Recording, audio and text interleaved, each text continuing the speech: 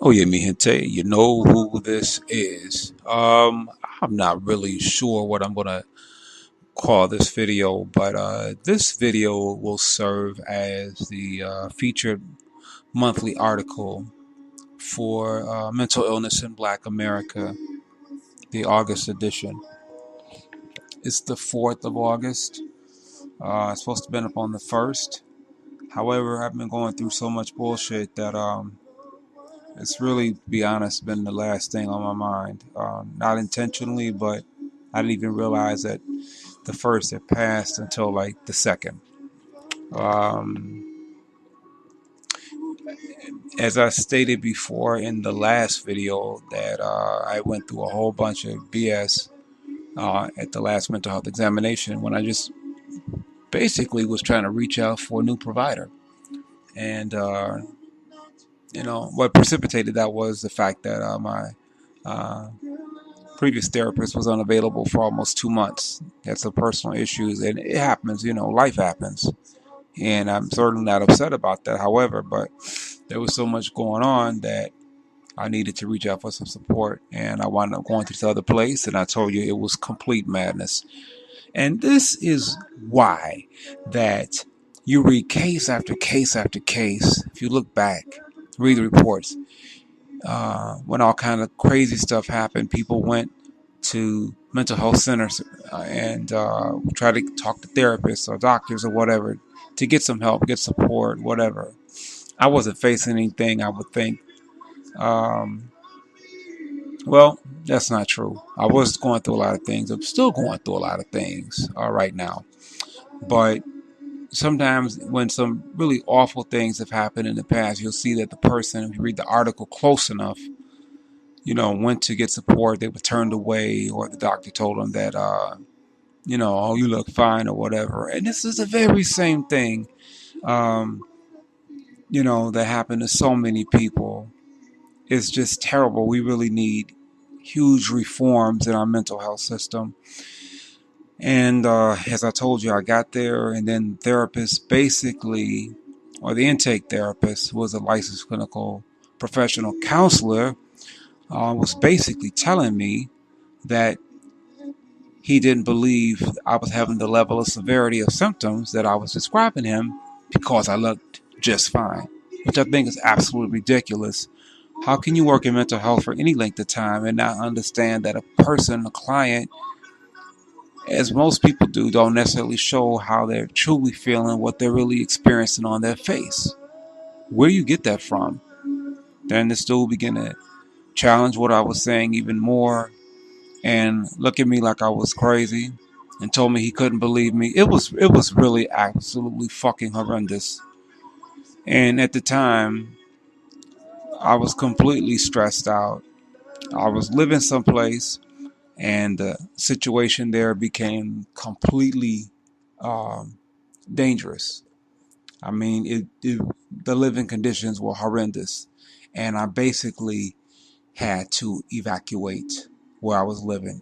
It was just unbelievable what was going on. My immediate safety was in danger. In fact, basically everybody, the few people that lived there, because it was like living in a fucking abandoned building, everybody's life was in danger, but it was really even amplified the more, you know what I'm saying, having the mental health challenges that I do.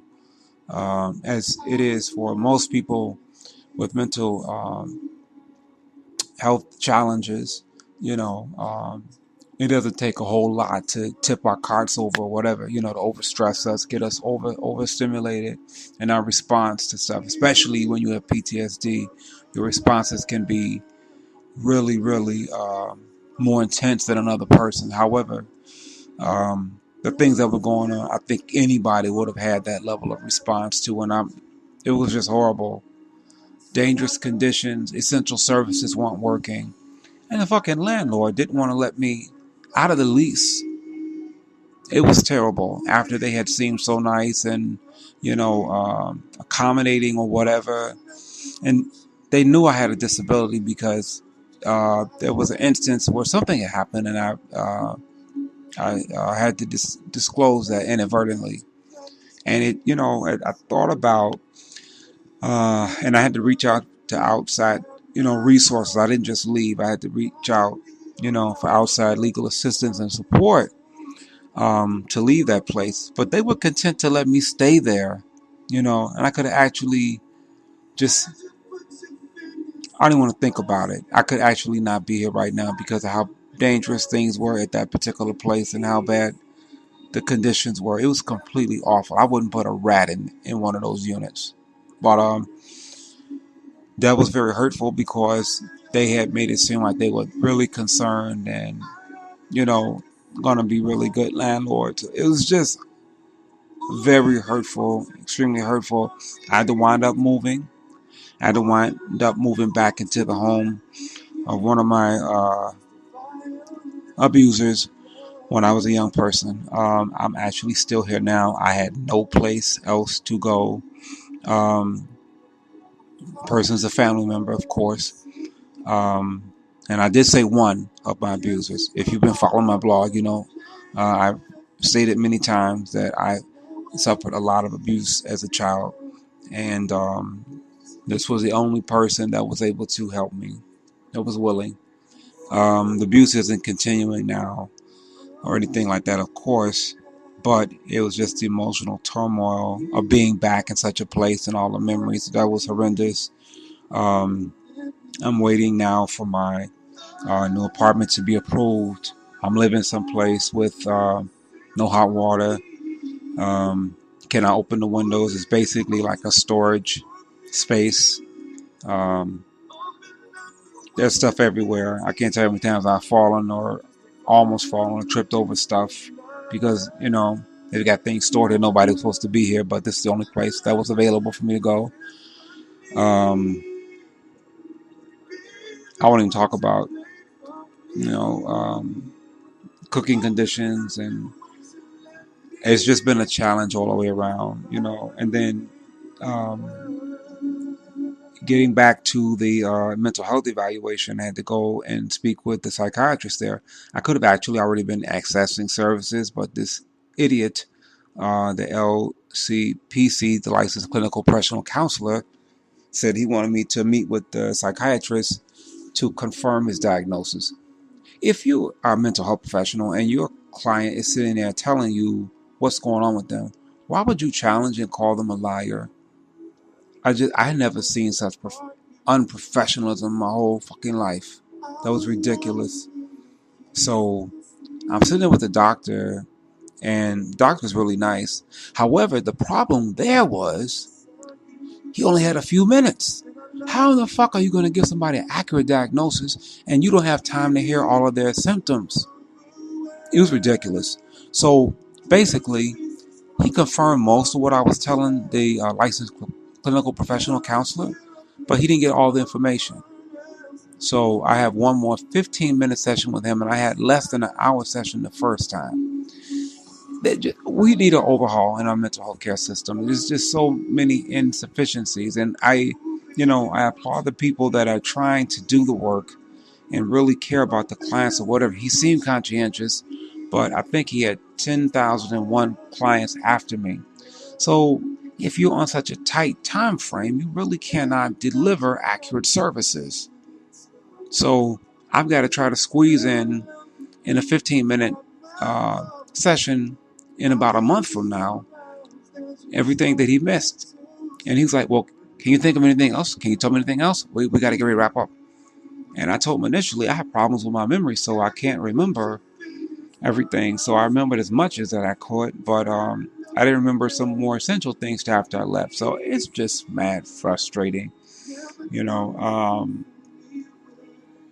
the midst of all of this, and what was fucked up, nobody asked me, Papito, how did you feel having to leave your apartment? That should hurt. I mean, to have to leave under those kind of circumstances. I had just moved there. It was absolutely terrible. Like I said, I'm not going into details, but to have to leave someplace, and it's like every time I've been someplace, it's like feeling like waiting for the other shoe to drop. All kind of horrible shit has happened, and that, this is kind of what I'm going through is not really unusual because a lot of people that have disabilities of any kind, no matter if it's mental health or whatever, you know, a lot of times have challenges with finances. So we wound up, you know, not getting the best treatment, or sometimes it's difficult for us to advocate for ourselves or whatever. And I tried to advocate for myself in that living situation, but the landlord, by him knowing, you know, I had a mental health disability, would just cut me off, basically, you know, all but hang up the phone before I could finish talking to him. I called him actually one time during the emergency, you know, right after, and he basically went off on me, hung the phone up on me. And so I guess they felt that I wouldn't have the resources or be able to, you know, gather the strength to reach out to who I needed to get out of there. But it's terrible, you know. So I mean, to my people out there with mental health challenges, we gotta do all we can to advocate for ourselves, or if we can't, we gotta reach out for support, you know, for people who can help us, who can support us, you know. And I'm not gonna lie, I faced suicide during that time. When I first had to leave, and I was scared to be in there, I was scared to leave. It was absolutely terrible, the things that were going on. You know, when I first had to move back where I am, I really considered killing myself. It was a thought that just ran. And I can't tell you how many times I was close. And I hadn't been in that place in such a long time. But, you know, sometimes when you go through things so bad, you just feel hopeless. And I didn't know what I was going to do. And I'm still on a time frame because I could only come here temporarily. I didn't want to come here, you know, for all the bad memories and experiences that I had. And just having to be here and just, you know, outwardly act like everything was okay. Because people don't really too much, you know, ask you how you really doing. And when they do, they're not expecting you to really tell them. They don't want to hear that shit. You know, so I got really down, depressed, sad. I stopped taking care of myself again. And it was awful. It was completely awful. And like I say, the place here is not really in condition that a person should be here. I can't even open the windows. It's been hot as shit. Been just stifling. Sometimes it's been just difficult to even sleep. It's been so hot. And then some nights I haven't slept at all. So it's like, you know, and I kind of felt like, you know, what's the use of talking about it? I had made posts, you know, a few months ago about stuff I was going through. Only one person responded to it, basically, you know. That I have a few other people who I definitely appreciate. You know, my team, my two team members, and my Fantastic Four. I already shouted you guys out or whatever. But for the most part, people don't really give a fuck unless they're going through it. You know, I thought about shutting down a mental health blog. I'm like, hell, nobody fucking reads this stuff. I get no comments. Nobody's saying anything. But I think people out there are actually following the blog. You know, and a lot of times, especially in the black community, mental health is so taboo that people really don't comment. So, I mean, I get it. But right now, I don't have a lot of motivation um, to to um, to do a lot. I've just been doing little posts of stuff that I like, little stuff that's not stressful. But you know, maybe I'll feel better later. But you know, I felt really unappreciated when I posted what I was going through, and hardly nobody responded to it. It made me feel like, you know, what the fuck, you know, who gives a shit? It's not them, so they don't care. But anyway, this is all over the place. This is a vent. This is a ramble, and again, I probably got way too personal, but I don't care. It's what I wanted to say. So, how am I feeling? I'm feeling right now optimistic. I'm waiting for information about my new place, and I'm working on my body again. Get get the shape and the physique that I've always wanted. 57 pounds down, and a little less than 20 to go, and so I get my sexy on. So listen, I'm gonna cut the video right here. Sorry it's late for anybody who give a fuck, who gave a fuck or whatever. Much love to all my supporters. Um, and that's it. I got some a couple new videos coming out on some other topics. Hopefully soon, and hopefully my spirits will be better. You know, soon. All right, much love. I'm sure it's shit I wanted to say, but I can't think of it. Just, you know, it is what it is. Peace.